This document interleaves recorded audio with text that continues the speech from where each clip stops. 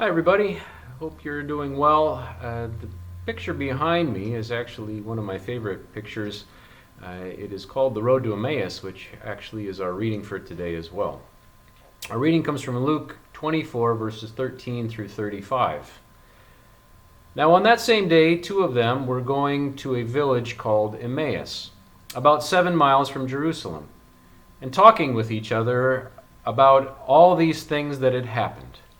And while they were talking and discussing, Jesus himself came near and went with them, but their eyes were kept from recognizing him. And he said to them, "What are you discussing with each other while you walk along?" They stood still, looking sad. And then one of them, whose name was Cleopas, answered him, "Are you the only stranger in Jerusalem who does not know the things that have taken place there in these days?" He asked them, "What things?"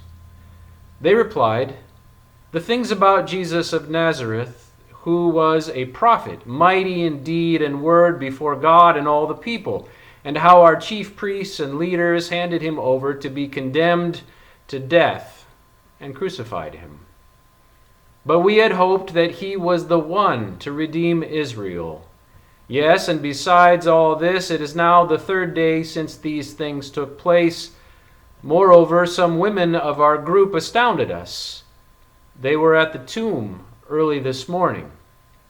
And when they did not find his body there, they came back and told us that they had indeed seen a vision of angels that said he was alive.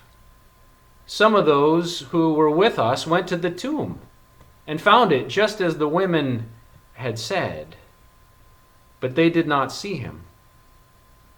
And then he said to them, "Oh, how foolish you are, and how slow of heart to believe all that the prophets have declared. Was it not necessary that the Messiah should suffer these things and then enter into his glory?" Then, beginning with Moses and all the prophets, Jesus interpreted to them the things about himself in all the scriptures. As they came near the village to which they were going, he walked ahead as if he were going on. But they urged him strongly, saying, "Stay with us, because it is almost evening and the day is now nearly over." And so he went in to stay with them.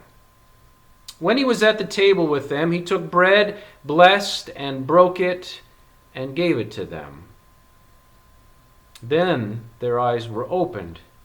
They recognized him, and he vanished from their sight. They said to each other, "Were not our hearts burning within us while he was talking to us on the road, while he was opening the scriptures to us?" That same hour they got up and returned to Jerusalem, and they found the 11 and their companions gathered together. They were saying, "The Lord has risen indeed, and he has appeared to Simon." And then they told what had happened on the road, and how he had been made known to them in the breaking of the bread.